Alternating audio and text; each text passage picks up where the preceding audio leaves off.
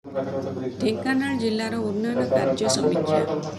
ढेंकानाल आज अपराह्न जिला परिषद सम्मिलन कक्ष जिलार उन्नयन कार्यर समीक्षा बैठक अनुष्ठित होई। बैठक में खाद्य जोगाण खाउटी कल्याण विज्ञान और प्रजुक्ति विद्या विभाग मान्यवर मंत्री श्रीयुक्त कृष्णचंद्र पात्र, मान्यवर सांसद श्रीयुक्त रुद्रनारायण पाणी, परजंग मान्यवर विधायक श्रीयुक्त विभूतिभूषण प्रधान, कामाख्यानगर मान्यवर विधायक श्रीयुक्त शत्रुघ्न जेना, हिंदोलर मान्यवर विधायिका श्रीमती सीमाराणी नायक जोगदे विभिन्न विभाग उन्नयनमूलक कार्यर समीक्षा करथिले। रास्ता और पूर्त विभाग द्वारा करा जाउथबा नूतन रास्ता निर्माण और मरामती, कालुरियाठारे भीमा सेतु निर्माण, कोरिया जंक्शन, विभिन्न ऑफिस गृह निर्माण, स्वास्थ्य केन्द्र निर्माण, सहर मध्य हेबाकुथिबा रास्ता उन्नतीकरण कार्य, नूतन कोर्ट बिल्डिंग कार्य संपर्क में अवगत होइतिले।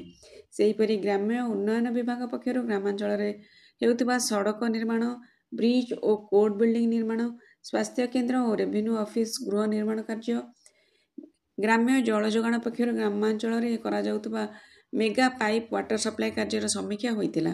बैठक में शिक्षा और स्वास्थ्य विभाग में खाली पड़िथिबा पदवी संपर्क में आलोचना होइतिला। कृषि कार्य निमंते सार जोगाण, ग्रामांचल में आवश्यक होउथबा विभिन्न प्रकल्प, हाथी आक्रमण रक्षा और फसल सुरक्षा पई वन विभाग पक्षर विहित पदक्षेप ग्रहण संपर्क में संपृक्त विभागीय अधिकारी माने बैठक में अवगत कराइथिले।